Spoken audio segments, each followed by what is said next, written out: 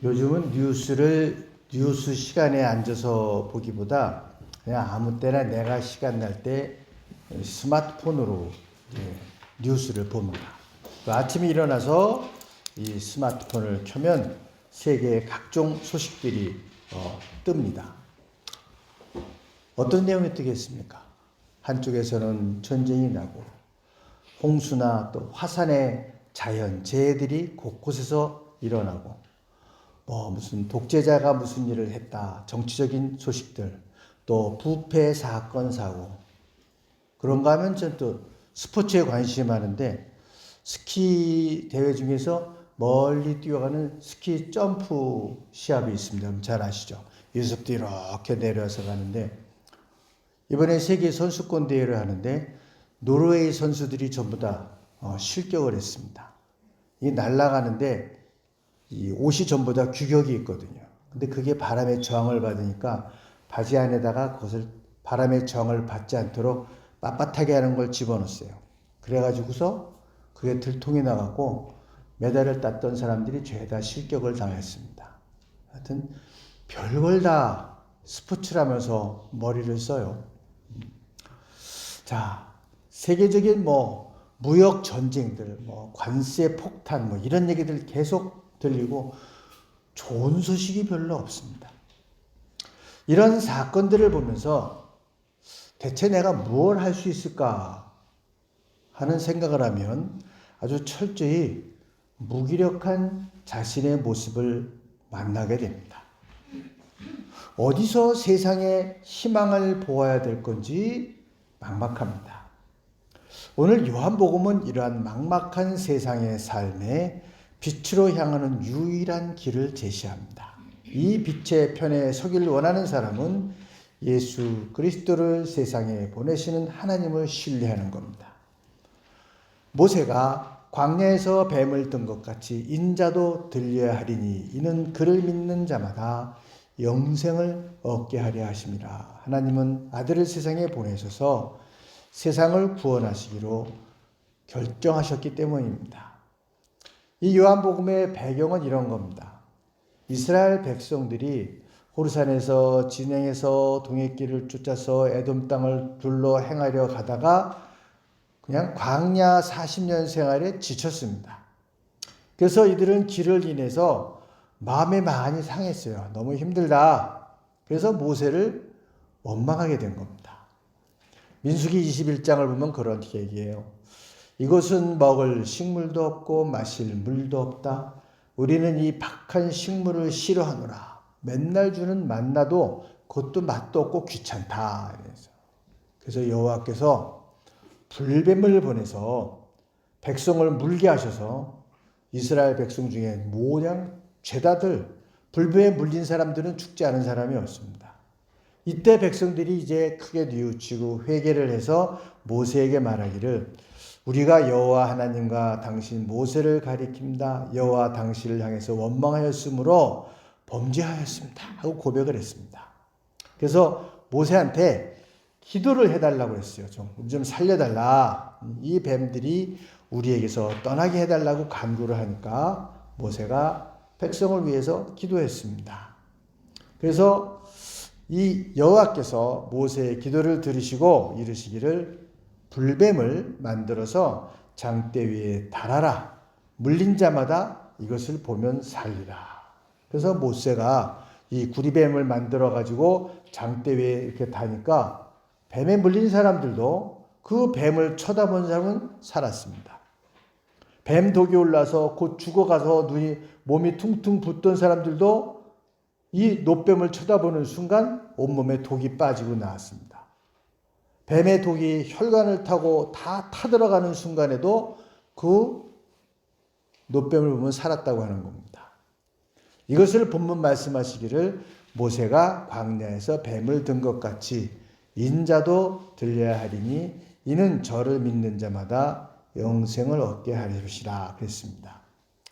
뱀의 독이 올라 퉁퉁 부어 곧 죽어가던 사람이 장대 끝에 노뱀을 보고 쳐다보고 살아나고 깨끗해졌다면 우리가 어떤 죄를 짓고 죄의 독으로 죽을 수밖에 없으나 그 뱀을 쳐다보고 나온 것처럼 십자가에 달린 예수님을 쳐다만 보면, 믿기만 하면 깨끗함을 얻는다. 이것을 믿는 것이 믿음입니다. 그래서 예수를 믿는 사람들이 제일 중요하게 가슴에 간직해야 되는 것이 그를 보고 믿어서 영생을 얻는다고 하는 겁니다. 이런 일의 얘기가 있습니다. 두 아이를 가진 여자분이 갑자기 남편이 병으로 돌아가시게 됐어요. 그러니까 두 아이를 먹여 살려야 되니까 그냥 이런저런 알바를 하고 일을 하면서 두 아이를 업고 끌고 다니면서 생활을 하는 겁니다. 근데 이제 마침 작은 공장에 일거리를 얻었는데 이 공장이 철길 근처에 있어요. 그래서 애들을 데리고서 이제 거기서 일을 하는데 어느 날 보니까 애들이 없는 거야. 그래서 애들이 없다고 찾아가 보니까 애들이 철길에서 놀고 있는 거예요. 근데 저쪽에서 열차가 달려오는 거예요. 그래서 그 엄마가 뛰어나가서 애들을 던지고 엄마는 돌아가셨어요. 그 사람들이 그 두 애를 고아원에 보내서 잘 컸거든요. 잘 커서 그 어머님이 돌아가신 자리에서 작은 비석을 세웠습니다. 어머니 감사합니다. 뭘 감사했을까요? 우리를 위해서 뭐 알바하시고 일하신 걸 감사할 건가? 먹여주고 입혀준 걸 감사한 건가? 그들이 감사한 것은 기찻길에 놀고 있던 두 아들의 생명을 거지고 자기의 목숨을 버렸던 그 사건을 감사하는 겁니다. 예수를 믿는 사람은요, 우리를 위해서 마실 물과 먹을 양식을 주고 사업에 번성이 일어나고 그게 메인이 아니라고 하는 겁니다. 우리를 건강해주고 병에서 낫고 그게 메인이 아니라고 하는 것입니다. 예수 그리스도의 절정은 우리를 위해서 십자가에서 죽으신 겁니다. 이게 우리가 감사하는 가장 중요한 제목입니다. 예수님은 우리가 아직 연약할 때 경건치 않은 우리를 위해서, 죄 짓는 우리를 위해서 죽으신 겁니다. 의인을 위해서 용감하게 죽는 사람은 있을 수 있습니다. 근데 죄인이 되었을 때 그리스도께서 우리를 위해서 십자가에서 죽어주셨다고 하는 겁니다. 세상 사람들은 나를 죄인이라고 해도, 세상 사람들이 나를 몹쓸 사람이라고 해도 주님은 나를 위해서 죽어주셨다고 하는 것입니다. 당신이 십자가에서 대신 죽으시고 나를 구원해 주셨다고 하는 것입니다. 왜 우리가 주님을 사랑한다고 말하는가? 주님께서 나를 사랑하셨고 나를 위해 죽으셨고 지금도 나를 사랑하고 계시기 때문입니다. 나를 위해서 죽어 구원해 주셨기 때문입니다. 천한을 얻고도 생명을 잃으면 무엇이 유익하겠느냐 하고 주님이 물으셨습니다. 그리스도가 죽으심으로 우리가 구원을 얻게 되었다고 하는 것입니다. 사도 바울은 지금 로마에 있는 성도들에게 이 로마서를 편지를 썼습니다. 아직 로마에 간 적은 없지만 전혀 모르는 사람들이 그 편지를 쓰는데 유일한 연결하는 고리가 있다고 한다면 로마에도 예수를 믿는 사람이 있다고 하는 것입니다. 바울과 똑같이 내가 죄인 됐을 때 나를 위해서 예수 그리스도가 죽으셨다는 걸 고백하는 사람이 로마에도 있었다고 하는 겁니다. 재미있는 거는 우리가 성경을 보아도 기독교의 역사를 보아도 정말 중요한 일을 했는데 사람 이름이 없습니다. 로마 교회를 누가 세웠을까요? 모릅니다. 바울과 바나바를 파송한 안디옥 교회를 세운 사람들이 있습니다. 안디옥은 로마 당시에 중요한 3대 도시입니다. 로마가 제일 중요하겠죠? 그 다음에 지금에 있는 알렉산드리아, 그리고 시리아에 있는 안디옥입니다. 아주 큰 도시예요. 그 당시만 해도 요세푸스의 기록을 보면 이 안디옥에 50만이 살았다고 그래요. 그 중에 유대인이 한 7분의 1 됐습니다. 굉장히 많은 사람이 살았는데 누가 거기에 교회를 세웠느냐? 바울을 파송하고 바나바를 파송하고 초대교회의 선교 캠프의 베이스 캠프였던 그 안디옥 교회 누가 세웠는지 모릅니다. 왜? 누가 세웠다는 게 중요하지 않습니다. 우리는 다 하나님께서 쓰시는 도구일 뿐입니다. 하나님께서 역사하셔서 이 선교를 위해서 안디옥에도 교회를 세우시고 로마에도 교회를 세우셨는데 누가 세웠다는 건 중요하지 않다고 하는 것입니다. 다만 똑같이 예수 그리스도가 나를 위해서 죽으셨다고 하는 것을 고백하는 사람들이 로마에 있었다고 하는 것입니다. 그래서 오늘 봉독해드리는 로마서 5장은 그 믿음으로 의롭게 된다고 하는 것을 다 설파한 다음에 그 사람들이 어떻게 살아야 되는가, 그리스도인의 새 생활을 얘기하는 가운데 두 번째 장이라고 할 수 있는데, 그 첫 말씀이 뭐냐? 그리스도를 믿음으로 이 은총을 누리게 되었고 그 하나님의 영광에 참여할 기쁨과 소망을 갖고 기뻐하면서 고통도 연단도 달게 받고 기쁘게 받는다는 승리의 고백입니다. 하나님과 더불어서 화평을 누리고 그리고 기쁨과 소망을 삶을 살게 되었는데, 이게 그리스도로 말미암아서 가능하게 되었다. 예수 그리스도로 말미암아서 하나님과 더불어서 화평을 누리게 되었고 그 은혜의 자리에 서게 되었고 환난 중에서도 소망을 가질 수 있게 되었다 이것입니다. 주님이 지신 십자가가 바로 나를 위해서 지신 십자가이고, 기독교인들의 공동체는 그 십자가 밑에서 예수 그리스도의 부활의 빛으로 사는 사람들이라고 하는 것입니다. 그래서 십자가와 같은 그런 고난과 고통들을 바라보면서도 그 고난에 주눅들거나 주저앉는 것이 아니라 부활하신 주님을 보면서 부활의 빛으로 나아간다고 하는 것입니다. 이 십자가의 예수님과 오늘 함께하는 사는 것이 우리 기독교인들의 삶입니다. 예수 그리스도를 통해서 하나님과 평화를 누리게 되었고 그분이 이제는 우리와 함께 전혀 새로운 관계 속에서 살아가는 것입니다. 그래서요, 진정한 평화라고 하는 것은 하나님과 올바른 관계를 말하지 않고는 있을 수 없습니다. 우리 모두가 누릴 수 있고 만족할 수 있는 평화는 먼저 하나님과의 평화가 전제되어야 가능합니다. 누구 한 사람이나 한 집단만이 만족할 수 있는 평화는 진정한 평화가 아닙니다. 여러분, 이 공동체 안에서도 몇 사람만이 참 좋고 평화를 누리고 있다고 한다면 과연 진정한 평화인가? 어떻게 할 수 있을까요? 우리들이 똘똘 뭉쳐서 누리는 평화 때문에 튕겨나가나 왕따 당한 사람이 없는가? 그래야 진정한 평화입니다. 공동체의 평화라고 하는 것은 내 마음에 맞는 사람끼리 모여서 정말 만나면 좋고 밥 먹고 떠들고 좋고, 이게 평화가 아닙니다. 진정한 평화는 하나님과의 평화가 전제되지 않는 평화는 진정한 평화입니다. 우리들이 뭉침으로 인해서 왕따 당하는 사람이 있거나 제외되는 사람이 있으면 그건 진정한 평화가 아닙니다. 그래서 그리스도인들의 평화는 하나님과의 평화가 전제되어야지만 그게 진정한 평화가 될 수 있습니다.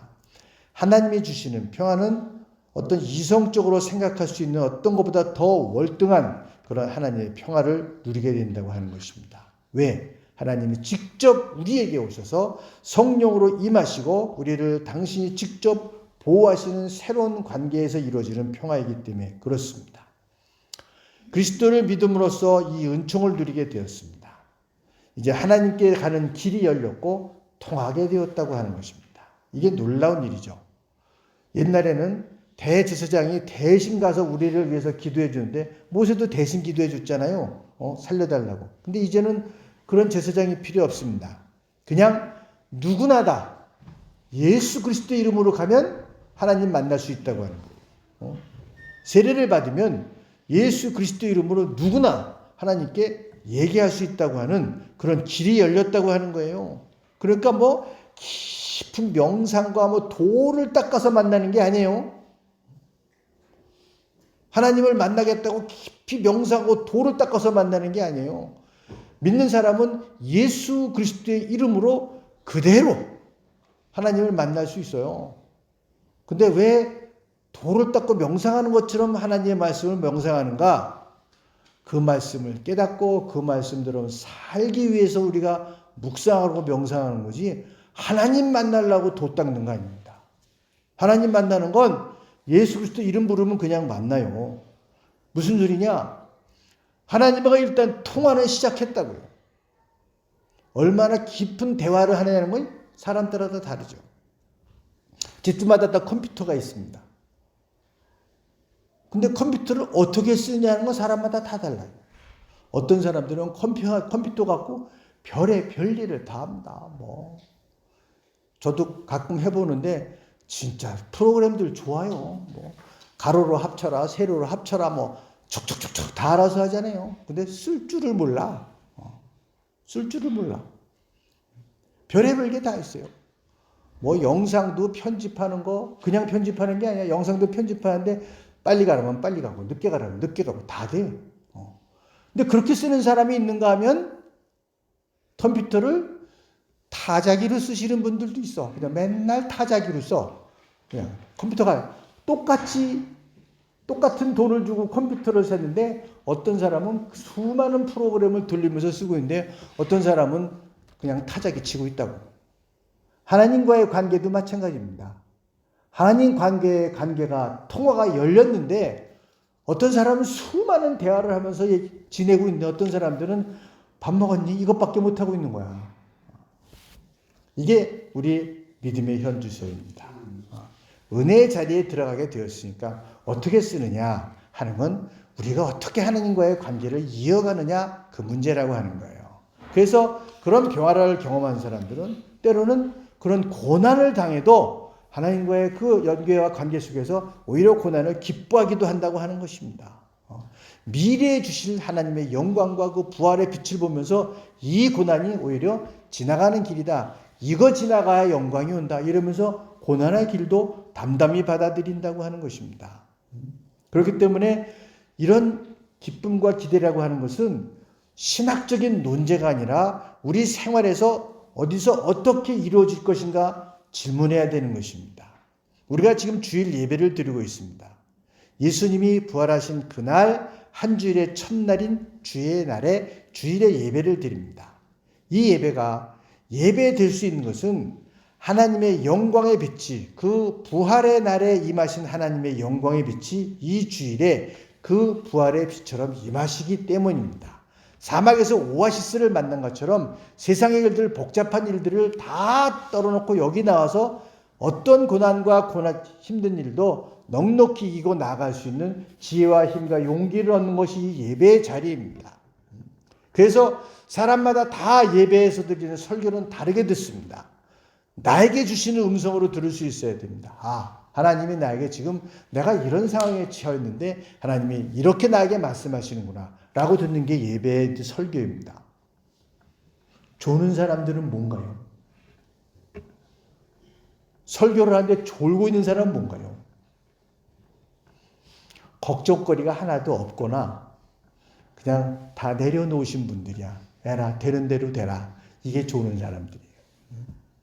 굉장히 중요한 거거든요. 딱 25분 설교인데 거기서 제가 지금 나의 처한 상황 속에서 하나님 무엇을 말씀하시는가 들을 수 있어야 되거든요. 그러니 그 정신을 안 차리면 이상한 거 아니에요. 뭐라고 말씀하실 건가? 구체적으로 이렇게 해라 저렇게 해라 나비가치원 없습니다. 지도 없어요. 빛을 비춰주실 분입니다. 그 빛을 따라가라 이거예요. 지난 한 주일의 삶이 때로는 어둡고 때로는 답답했고 때로는 희망이 없는 듯 캄캄했지만 고난을 이기는 주님의 부활처럼 그날을 소망하면서 이 예배에서 우리가 예배를 드리는 것입니다. 그리고 부활의 첫 아침에 있었던 싱그러움과 그 놀라운 승리를 간구하면서 예배를 드립니다. 그래서 예배의 첫 순서가요 찬양이고 기도하고 성령의 순서가 그래서 있습니다. 이 예배를 통해서 우리의 삶이 항상 이 빛 가운데로 인도되어지기를 소망하는 것입니다. 이 빛이 우리 기독교인들의 삶을 비치고 이 소망으로 기뻐하는 것입니다. 때로는 그런 얘기를 뭐 교회니까 하는 거 아닌가, 뭐 주일날이니까 하는 말씀이지 뭐 내 생활과는 좀 다르다 하고 생각하는 분이 계실지 모르겠습니다. 그런데 바울은 한 걸음 더 나가요. 고난을 당하면서도 기뻐한다.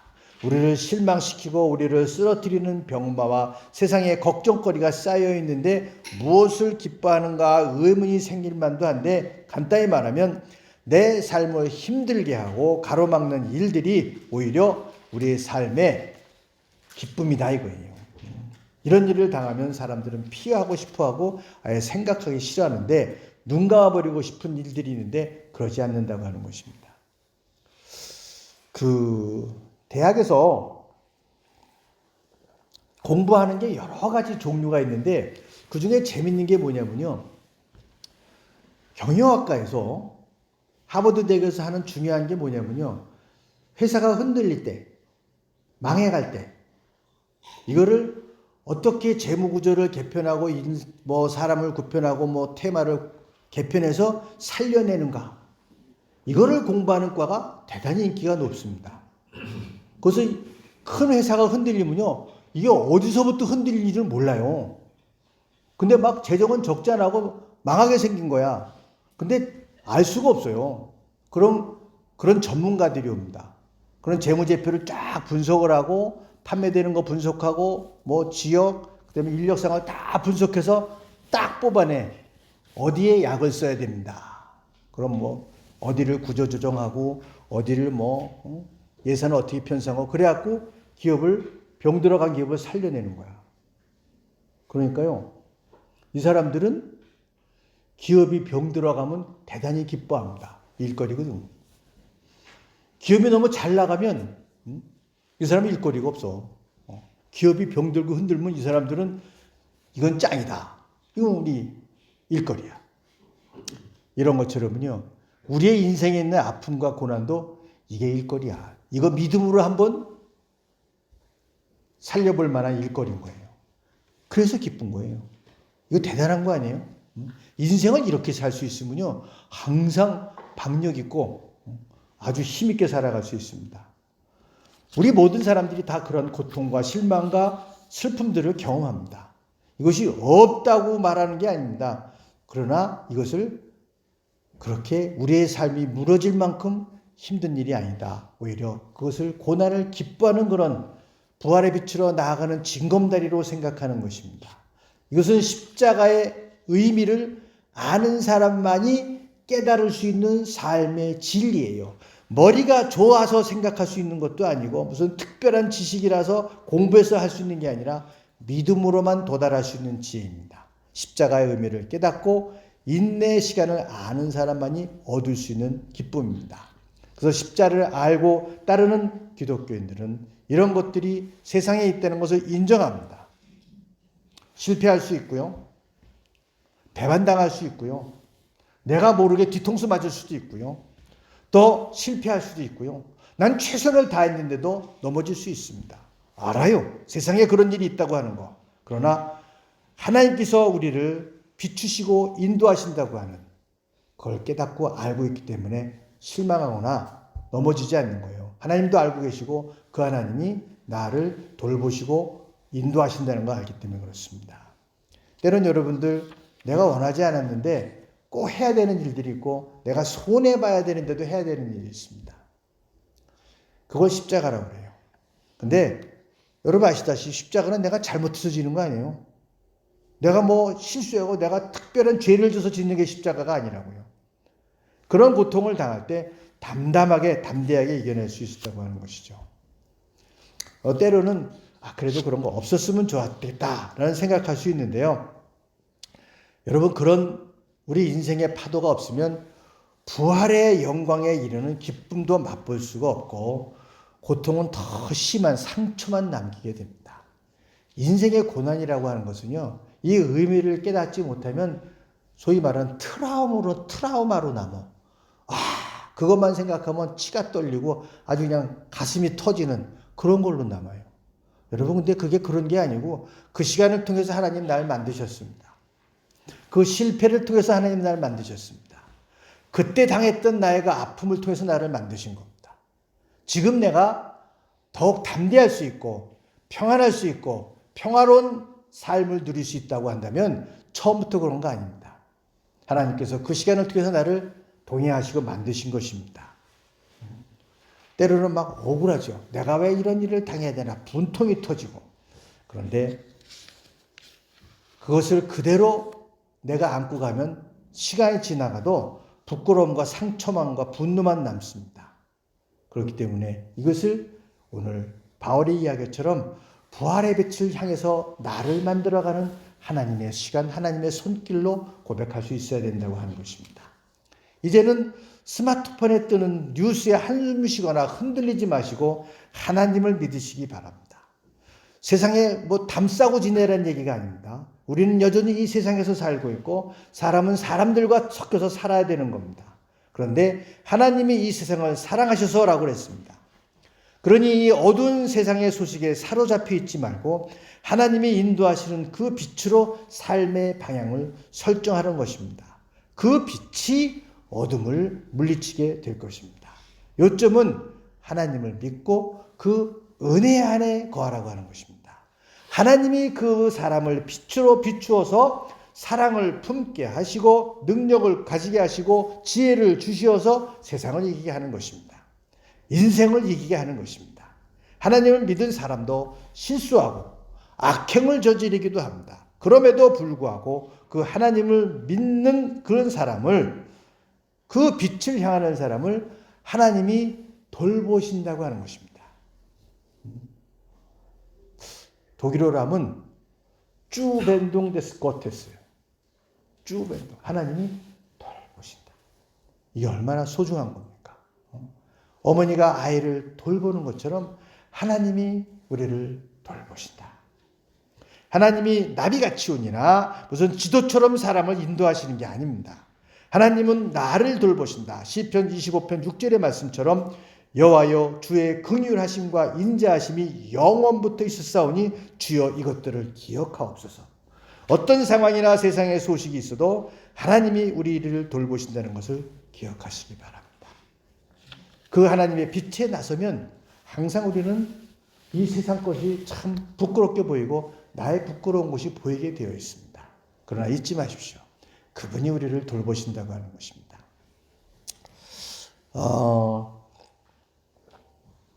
히라보를 하면서 원전을 보게 되면 이제 플라톤도 보게 되고 이제 플라톤을 보면 소크라테스라든가 이런 일들을 많이 보게 됩니다. 그러니까 이제 그런 고전들을 많이 읽게 되는데 소크라테스 중에 이런 게 있습니다. 소크라테스가 아주 가까운 친구였고 그 당시 아테네의 천재라고 했던 아주 그리고 낭만적인 그런 사람으로 소문난 알키비아데스라는 사람이 있었어요. 똑똑한 사람이에요. 그리고 아주 낭만적입니다. 근데 그 멋쟁이 알키비아데스가 소크라테스를 만날 때마다 난 너를 미워해. 난 너를 만날 때마다 나를 살피게 되니까 말이야. 그래. 이게 무슨 말이냐면요. 소크라테스의 솔직하고 고상한 인격 앞에 나설 때마다 자기의 그 잘못하고 추한 꼴물 정체가 자꾸 보인다는 거예요. 그래서 빛 앞으로 나가면 나의 어둠이 보이게 되어 있습니다. 우리의 아무리 정결하게 살았다고 자신을 하더라도 주님의 빛 앞에, 하나님의 빛 앞에 설 때 우리의 부끄러운 모습이 낱낱이 드러나게 되어 있습니다. 그렇다고 해서 빛을 멀리하고 피해야 한다고 하면 영원히 어둠 속에서 헤어날 일이 없습니다. 못 나옵니다. 내 모습 이대로 빛 앞에 나아가야 됩니다. 하나님의 돌보심, 하나님의 긍휼하심과 온유하심을 믿고 나의 어둡고 고통스럽고 고난의 그 모습을 다 드러내야 됩니다. 그래야 내가 빛의 사람이 될 수 있는 것입니다. 여러분, 빛으로 오신 주님, 부활의 빛으로 오신 주님을 마음 깊이 영접하십시오. 우리의 인생의 고난과 어둠과 낭만과 낙심하는 일이 있고 세상에 어두운 소식이 들릴지라도 그분의 빛 앞으로 나갈 때 그분의 온유하심과 긍휼하심이 우리를 비추실 것이고 우리를 돌보실 것이기 때문입니다. 그래서 그 주님이 주시는 평안과 위로와 기쁨으로 충만해지는 것입니다. 사랑하는 여러분, 이 사순절 동안 그 빛 가운데로 세상의 어둠을 다 보면서도 그 빛 가운데로 나가시기 바랍니다. 주님의 부활의 빛이, 부활의 그 축복이 여러분과 함께 하게 되는 그런 부활 사순절의 절기가 되시기를 주의 이름으로 간절히 축원합니다. 기도하시겠습니다. 자비하신 아버지 하나님, 날로 어두워져 가는 세상 속에서 어디에 소망을 두어야 할지 망설이는 우리들에게 영원한 빛이요 소망이신 예수 그리스도를 보내어 주심을 감사합니다. 실망이 되고 낙심이 될 때에도 하나님의 긍휼과 인자하심을 기억하게 하옵소서. 우리와 동행하시며 돌보시는 하나님을 기억하게 하옵소서. 그래서 낙심하기보다는 나의 등 뒤에서 나를 도우시는 하나님의 사랑과 능력을 입어 빛으로 나가게 하시고 소망을 잃지 않게 하시고 약속하신 성령의 능력으로 세상과 나를 변화시키는 믿음의 사람이 되게 하여 주시옵소서. 사순절 기간 동안 이 일을 위해 십자가의 길을 가신 주님을 기억하며 우리들이 각자의 삶의 현장에서 감당해야 될 십자가를 기꺼운 마음으로 감당해 나갈 수 있도록 은혜와 능력을 더하여 주시옵소서. 예수 그리스도 이름으로 간절히 기도하옵나이다. 아멘.